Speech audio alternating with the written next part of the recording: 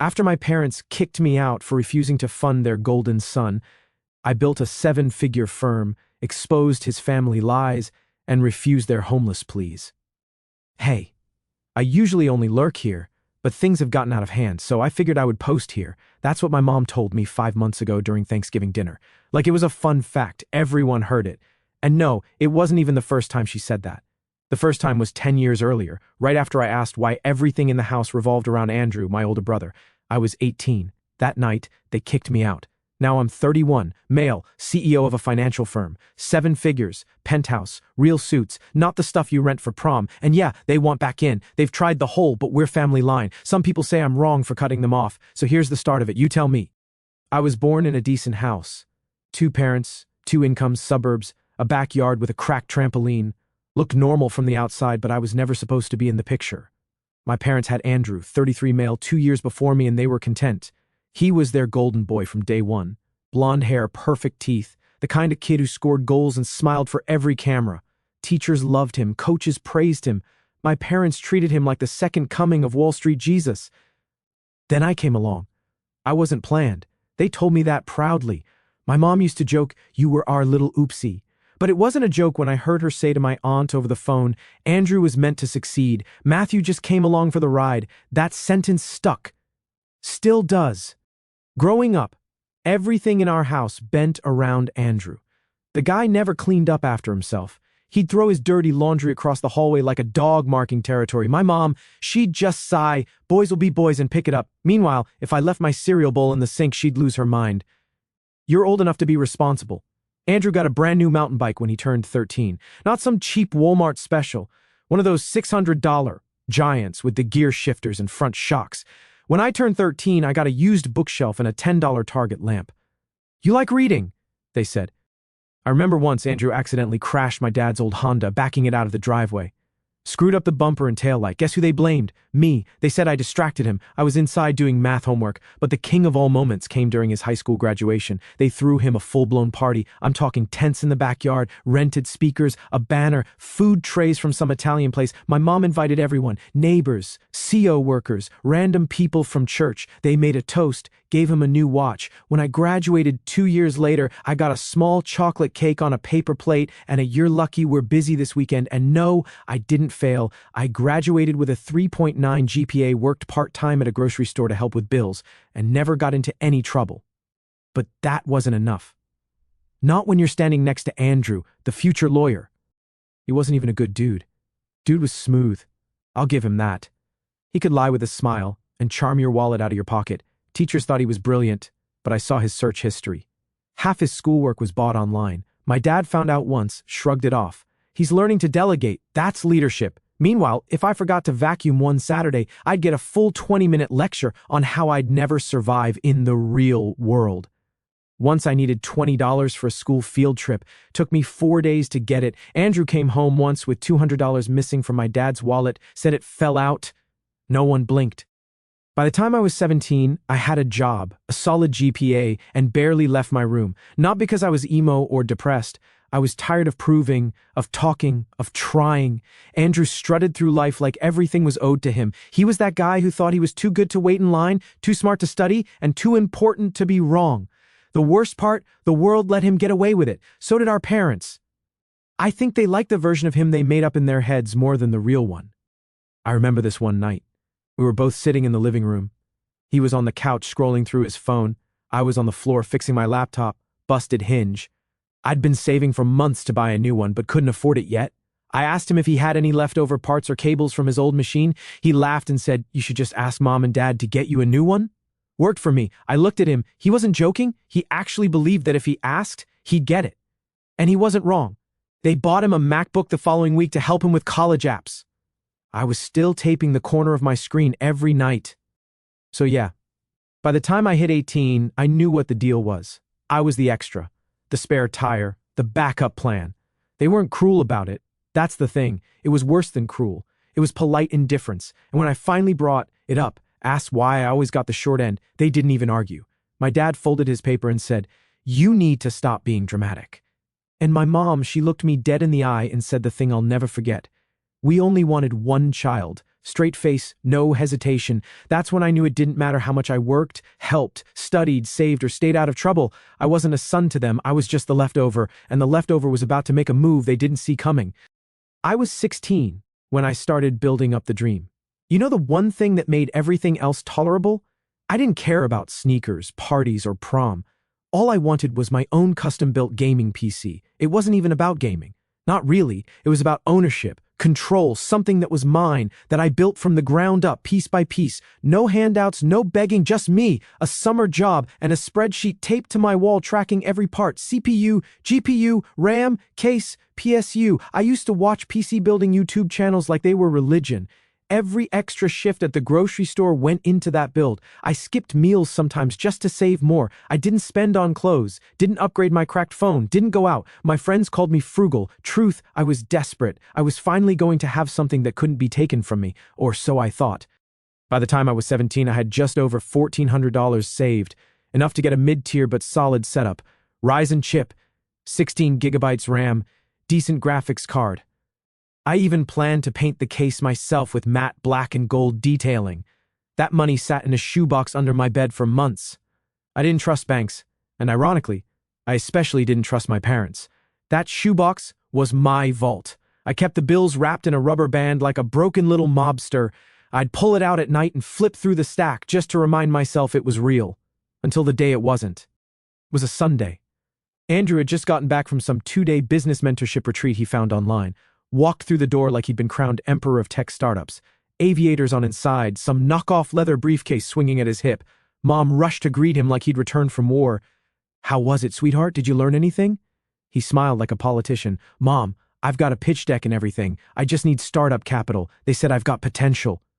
She looked at him like he was Elon Musk's younger cousin. "We'll figure something out." That sentence should have raised alarms. Instead, I went upstairs, minding my own business. 2 days later, I came home from my shift. My shoebox was gone. Not moved, gone.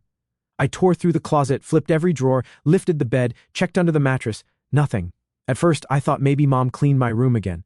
She had this habit of going in unannounced. Treated my space like it was a storage unit she rented out. I marched downstairs. "Mom, have you seen my shoebox?" She didn't look up from her crossword puzzle. "What shoebox?" "The one under my bed with the money, the PC savings." She paused just for a second. That pause said everything. "Your dad and I needed it for something important." She said it like she was talking about borrowing the car. I blinked. "You what?" She finally looked up. "It was just sitting there, and it's not like you're using it for anything urgent." I stared at her, jaw clenched. "It was for my computer." She waved her hand like I'd said I was saving for action figures. "We'll make it up to you." Turns out something important was Andrew's startup fund. The kid wanted to create an app that paired gym trainers with clients. He called it Fit Fuse or some garbage like that, had no coding background, no plan, just buzzwords and ego. And my parents, they ate it up like gospel. "He just needs a chance," Dad told me when I confronted him later. I replied, "So you stole my chance to give him one?" He didn't flinch. "It's not stealing if it stays in the family. I swear." I felt my blood pressure spike like I aged 10 years in one sentence. I locked myself in my room for the rest of that night, laid on my bed, staring at the ceiling fan spinning like it was mocking me. That PC was my escape plan, my one joy, my tiny rebellion against being the unwanted one, and they sold it off like it was spare furniture. What made it worse? Andrew didn't even say thank you, no acknowledgement, no apology, not even a nod. He acted like the money had fallen from the sky. And a month later, the app flopped. Website never launched. He spent half the money on a refurbished MacBook and some branding consultant who ghosted him. The other half gone in gas, Uber Eats, and one extremely dumb attempt to bribe a community college classmate to build the app. That night, he came home and said, "Turns out the startup world's tougher than it looks," then laughed. I laughed too, then punched a hole in my closet door the second he left the room. They never paid me back. Every time I asked, it was some version of, "We'll talk later," or "Don't be petty." Mom even pulled the emotional blackmail card. "Do you have any idea how hard it is to raise 2 boys on a budget?" I said, "Then maybe you shouldn't have robbed the one who wasn't throwing money down the drain." She looked offended, like I was the problem. That's when I realized this wasn't about money. It never was. They didn't think I deserved the same chances. They didn't see me as someone they invested in. They saw me as a resource, to be drained for the real son's benefit. You want to know the worst part? A few weeks after the whole thing fell apart, I walked past the living room and heard them talking. Dad, Andrew just needs more time. He's got vision. Matthew's too rigid. He wouldn't know what to do with opportunity anyway. I stood there, back to the wall, listening to my father basically say I wasn't built for success. Meanwhile, I was the one working double shifts, paying for my own books, stacking every dollar like it was a life raft. And Andrew, still getting praised for failing upwards. That was the day something inside me cracked. I stopped asking for anything. I started putting money directly into a new savings account. One I opened secretly at a different credit union under my own name. I didn't tell anyone. I didn't leave the bank card at home. I stopped mentioning anything I bought or saved for. If I wanted something, I got it quietly. No bragging, no updates, no more trust. But the betrayal burned under the surface. I carried it with me every day like a scar on the inside of my mouth. Silent, but raw. And the irony, that betrayal was just the prelude. Because what they did next made the stolen PC money feel like a parking ticket. It was a few months after my 18th birthday. College acceptance letters were rolling in. I got into a strong business program, top 10 in the state. My heart was pounding when I opened the envelope. I remember rereading the words, "We are pleased to inform you," like I was hallucinating. I had the grades. I had some scholarships, but I still needed help covering the gap. So I did something I swore I wouldn't. I asked my parents for help. That conversation, it deserves its own chapter, because that's when they told me the college fund I'd been building since I was 15, under my dad's name, was gone too. That's when the last string snapped. That's when I finally saw them, not as parents, but as people who never saw me as a son. I still remember the envelope. Thick card stock, blue seal, the kind that screams, "We matter more than you." When I opened it, I didn't feel like I'd made it. I felt relief. Like maybe I wasn't as useless as my parents made me feel every time Andrew got praised for tying his shoes. The letter said I'd been accepted into the University of Michigan's Ross Business School. Not community college, not some joke diploma mill. Ross. I was 18, and for the first time, I thought I had a shot at building something real. I waited until dinner to tell them. Big mistake. We were eating spaghetti, one of those bland weekday meals. Nobody said anything unless the TV was too loud. Dad was halfway through slicing an apple when I cleared my throat. "I got accepted into Michigan," I said, calm, like I was trying not to sound desperate for approval. Nobody flinched. My mom looked up, nodded. "Oh, that's nice." That's it. No questions, no congratulations, no "I'm proud of you," just a flat, dry nod like I told her I took the trash out. Andrew across the table didn't even blink. He was pouring soda like this was beneath him. I laid the letter on the table. I got a partial scholarship. I still need to cover about $20,000 a year. If you guys can help with the first year, I can get loans and work to handle the rest. Dad didn't even look up. "We don't have it." That sentence was surgical, cold, direct, no sugarcoat, just a verbal boot to the ribs. I blinked. I've been saving since I was 15. That account, my college fund, it should have close to $12,000 in it. The room went still. My mom froze. Dad looked up finally and said, "We used it." Used it. No warning, no heads up. Not even a conversation. "Used it on what?" I asked, my voice cracking even though I swore I wouldn't give them the satisfaction. "Andrew needed help," my mom said, folding her napkin like she was done with the subject. "His pre-law program wasn't cheap. I didn't speak, couldn't." Andrew took a slow sip of soda, didn't say a word. "Let me be clear. I worked from the age of 15. Grocery store, dishwasher. Hell, I even helped repaint fences in the neighborhood for side cash. Every dollar that didn't go to bills went into that account. I couldn't open one myself, not until I turned 18, so my dad offered to keep it safe under his name. He promised, "I won't touch a cent. It's yours." And now it was gone. I pushed my chair back. It made that screeching sound you hear before fights. "So you stole from me?" I said. Dad's face hardened. "Don't start with the drama." Mom chimed in, voice sharp. "You're not entitled to that money. This family made sacrifices for you. You're not the only one with needs." "Yeah," I snapped. "But I'm the only one pulling my weight." Her fork hit the plate. "Excuse me? I've worked for everything, while Andrew sits on his ass pitching failed apps and burning other people's money. And you reward him again with my savings." Andrew finally spoke. "Don't make this personal, man. You're not the only one trying." "Trying?" I barked. "You blew $2,000 on fake logos and Thai takeout, and now my future's gone." That's when Dad slammed his hand on the table. "You need to leave, just like that. Not go cool off, not we'll talk later, just leave." I stood there frozen. Mom crossed her arms. "We gave you a roof, food, clothes, and this is how you speak to us? Get out of this house if you think you're so grown." I stared at Andrew, still sitting, still silent. Nothing to say, I asked. You heard all of this. You saw what they did. You going to back me up? He shrugged, that shrug worse than every insult, every lie, every stolen dollar. I grabbed my bag. No shoes, no jacket, didn't matter. I wasn't staying. I walked out into the night with my breath fogging up and my chest on fire. It wasn't cold enough to freeze, but it felt colder than I've ever been.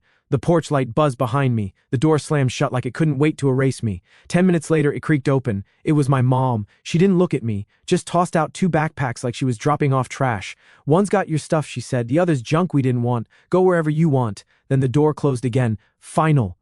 I didn't cry. Didn't scream. I just stood there like a glitch in their perfect little family software, uninstall complete. I don't know how long I stood there, but eventually I picked up those bags and walked down the street. No plan, no backup. I pulled out my phone, hands shaking, and called the only person I trusted, Jason. Jason was my best friend from high school. We used to trade notes in history class and roast the guidance counselor behind his back. Chill guy. Never asked too many questions, never treated me like I was less. He picked up after 2 rings. I said, "Hey, you free?" He said, "Where are you?" "I'm coming." 30 minutes later, he pulled up in his beat-up Toyota, faded paint, duct-taped side mirror, smell of old fries. Never been happier to see a junk car in my life. He didn't ask what happened. He just said, "Get in." That night, I crashed on a mattress in his living room, used a hoodie as a pillow. The ceiling fan clicked every 4 seconds. The place smelled like old laundry and ramen seasoning. But I felt more safe there than I ever had at home. I stared at the ceiling all night, wide awake, mind spinning. Not about revenge, not even about college. Just one thought: I'm on my own now, and no one's coming to help. The next morning, I woke up to the smell of bacon and eggs. Jason's mom was in the kitchen. "Are you staying for breakfast?" she asked. I nodded. She didn't press, didn't ask about my parents, just made me a plate like I was part of the house. First meal I'd had in weeks that didn't taste like resentment. 3 days later, I got a text from my grandfather, "Come over." I heard what happened. That's it. No emojis, no fluff. I took the bus to his place. He opened the door wearing a bathrobe and an old t-shirt that said "Retired but dangerous." Didn't waste time. "Is it true?" I nodded. He sat down. "Your dad always was an idiot." That's the closest thing I ever heard him say that resembled anger. Then he leaned forward, hands steepled. "You're not staying with Jason forever. You're coming here." I blinked. "You're serious?" He nodded. "That house forgot how to be a family a long time ago, but you're still blood, you still matter." He cleared out his home office, made it a room for me. Small creaky bed, old desk, clean window. The walls were lined with books and random war memorabilia. I didn't care. It felt safe, like a base. He didn't baby me, didn't give me money. But he gave me something I hadn't had in years, a choice. He said, "Go to college or don't, but don't give them the power to decide your worth." That sentence stuck. It became fuel. I applied for federal loans that same week. Got approved. Found a part-time job at a coffee shop. Worked mornings, took classes at night, biked to campus in freezing wind with holes in my gloves, ate instant noodles, studied until my eyes burned. But I never asked my parents for a damn thing again. They cut me off. Fine, I'd show them what a mistake really looked like when it outruns them, outbuilds them, and never looks back. I was 18, broke, and sleeping on a borrowed mattress with 2 backpacks and no clue what came next. But I knew one thing for sure: if I went back to that house, I wasn't walking out a second time. So I didn't look back. I put my head down and moved. First thing I did was get a job at a coffee shop near campus. They didn't ask many questions. The manager liked that I showed up early, didn't complain, and knew how to keep my head down. I worked the opening shift, 6 a.m. to noon, cleaning tables, burning my fingers on espresso machines, sweeping sidewalks before the sun even came up. The pay was trash, but it was enough to keep me moving. Dorms were tight. I shared a room the size of a closet with a guy who snored like a dying engine and left his socks everywhere. Didn't matter. It was mine. I had a student ID, a schedule, a laptop that barely held a charge, and a list of classes that looked like a death sentence. I applied for every scholarship, grant, and low-interest loan I could find. Took whatever help I could get, but never from my parents, not a single call, not even a fake birthday text. It was like I died and they forgot the funeral, which honestly made things easier. College wasn't some movie montage. It was brutal. During midterms, I'd sleep maybe 3 hours a night. When my shift ended, I'd run to class, then go back to the coffee shop to close on weekends. I ate cup noodles in library stairwells. My clothes smelled like burnt milk and sweat. I missed more events than I can count. Some nights I'd come back to the dorms and just stare at the ceiling, muscles twitching from exhaustion, wondering if this was even worth it. But every time I thought about quitting, I saw their faces again. My mom's cold stare, my dad's smug tone, Andrew's silence. I remembered the PC money, the college fund, the night they tossed my bags like garbage, and suddenly I wasn't tired anymore. There was one person who stayed in touch.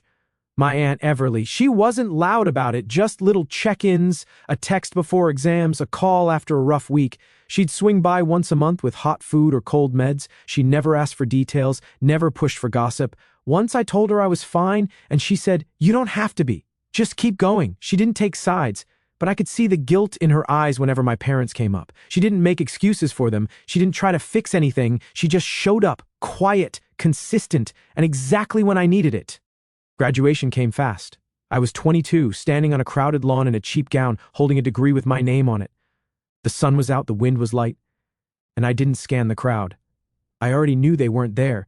They didn't even know the date, but Everly was. She sat 3 rows from the back with a bouquet of gas station flowers and a proud smile that said everything I never heard from my parents. I didn't cry. I didn't get emotional. I just looked at her, nodded, and said, "I made it." 3 months later, I got an offer from a mid-sized financial firm in Chicago. Salary was $72,000 starting, more than fair for a fresh grad. I accepted on the spot. I moved into a shared apartment with 2 other guys, one who played guitar at midnight and another who stole food like a raccoon. Didn't care. I was working. I was building. I tracked every dollar, split paychecks into rent, loans, savings, and don't touch unless you're dying money. I skipped vacations, turned down parties, lived on black coffee and pre-packed rice bowls. Every dollar was ammo. Every hour was leverage. 4 years passed.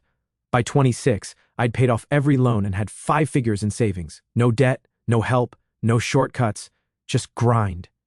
The turning point wasn't dramatic. It came in a small moment. I was sitting in a team meeting watching a bunch of execs debate over a company's liquidity crisis. They were going in circles spewing jargon, but I saw the answer clear as day. I wrote it out, showed it to my supervisor after the meeting. He looked at it for 5 seconds and said, "Damn, this could have saved us an hour." I wasn't trying to impress. I was just wired different. I understood money because I had to fight for every cent. These guys played with it. I survived on it. That's when I started thinking, I could do this better. The idea of starting my own firm started as a whisper, but it didn't leave. I'd catch myself rewriting pitch decks in my head, rethinking how meetings were run. I started studying mergers in my free time, took online courses on business law, wrote plans in a Google Doc no one knew about. I didn't tell anyone, not even Jason. But every night after work, after the gym, after dinner, I'd stay up mapping it out. Clients, services, structure, numbers. No fantasy talk, no hype, just the math.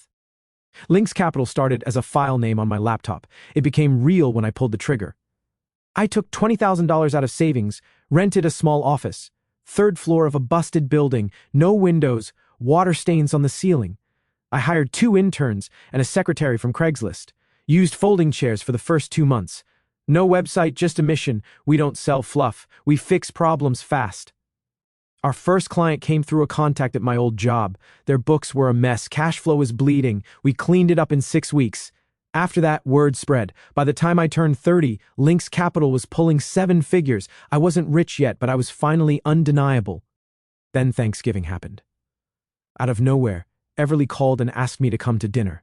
Said the whole family would be there. My first instinct, hang up. But she said one thing that changed my mind. It's time for them to see who you became and who they lost. I didn't go for peace. I went to confront, not with yelling, not with fists, with facts. I pulled up to her house in a clean black car, nothing flashy, just sharp, carried a bottle of wine that cost enough to make a point, walked in and scanned the room. There they were. My parents, Andrew, same smug posture, same fake smiles. When they saw me, they barely reacted. Andrew smirked. Well, look who decided to crawl back. I didn't respond. Didn't need to. I just watched, quiet, collected, and waited for the moment. Because this time, I wasn't the kid who got kicked out. I was the guy who held the hammer. The thing about returning to a place that once broke you, you don't feel small anymore. You feel surgical. I didn't show up to Thanksgiving wearing a crown. I showed up in a charcoal suit with quiet confidence. Everly opened the door before I knocked. "You came?" she said, surprised but solid. I nodded. "You asked." Inside, the house was already loud.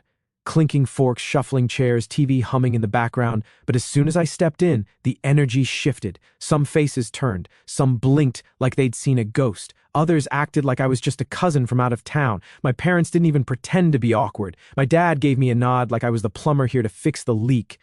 My mom raised an eyebrow, then turned away like she smelled something stale.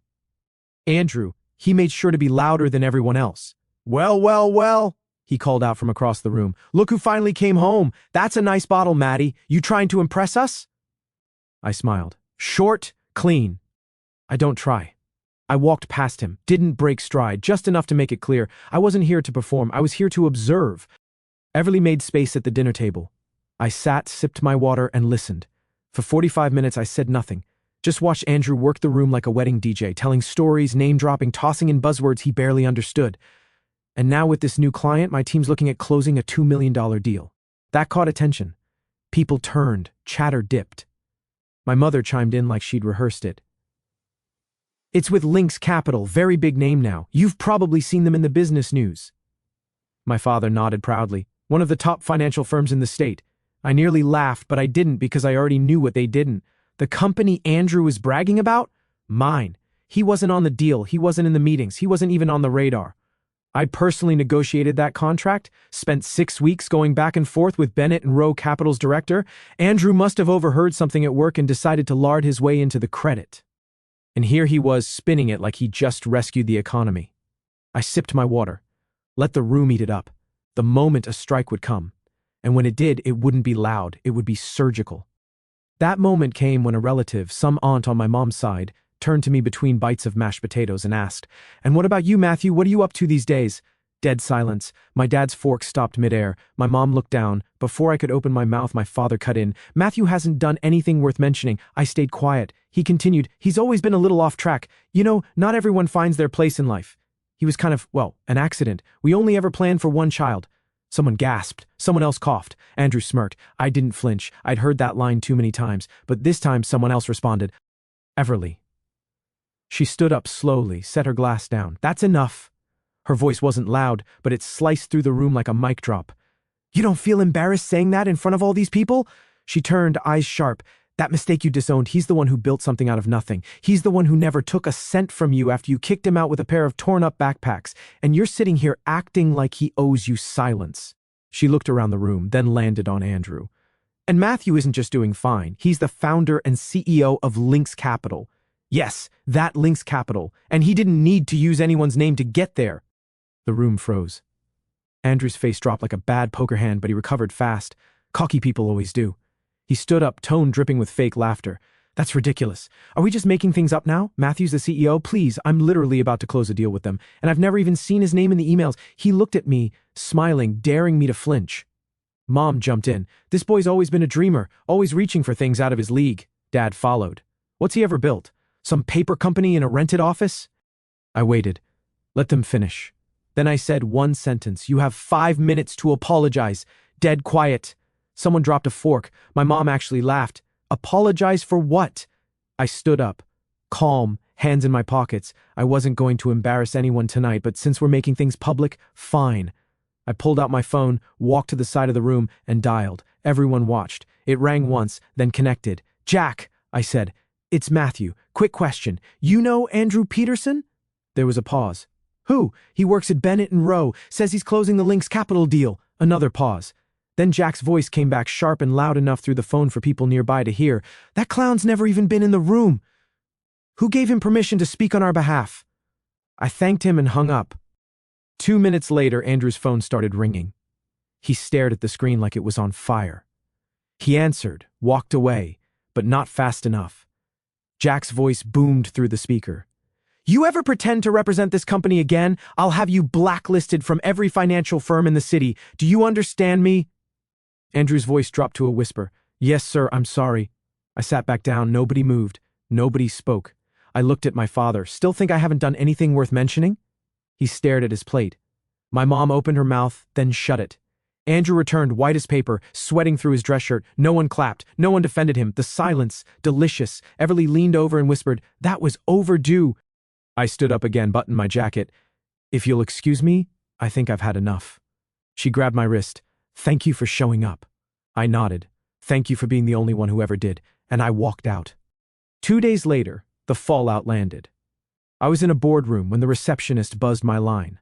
"Mr. Peterson," she said carefully, "there's a group downstairs, 4 adults and 1 child. They say they're your family. They're asking to speak to you."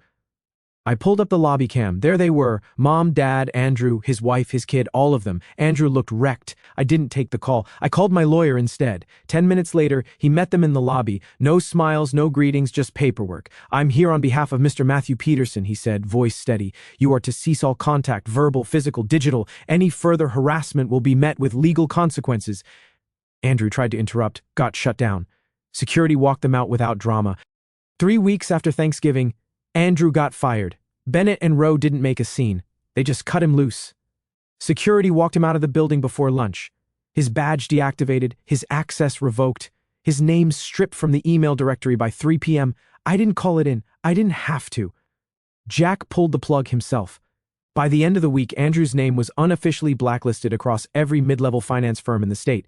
The guy went from wearing $400 loafers to begging recruiters to call him back. Didn't work. Nobody wants a fraud. Andrew tried to pivot, said he'd start his own consulting group, built a site on Wix, made a LinkedIn post full of buzzwords, 2 likes, no clients. 6 weeks later, the site disappeared. Then came the debts.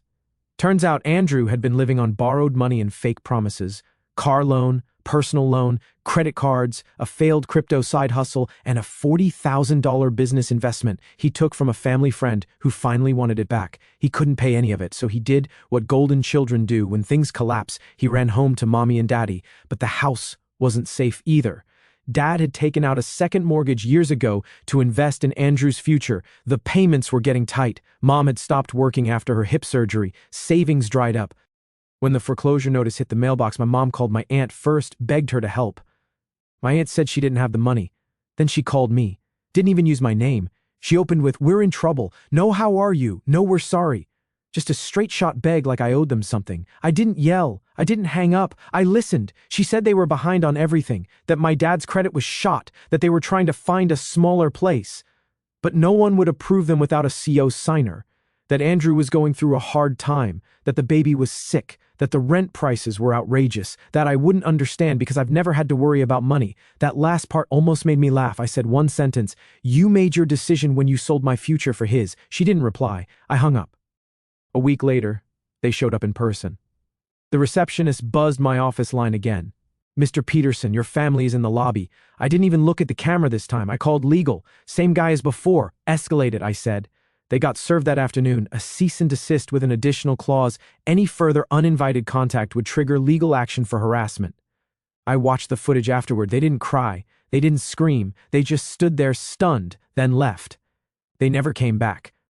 2 months later, I got a text from my aunt. One line, "They're staying in a shelter near the west side. House is gone. Credit's gone. They're broke." That was it.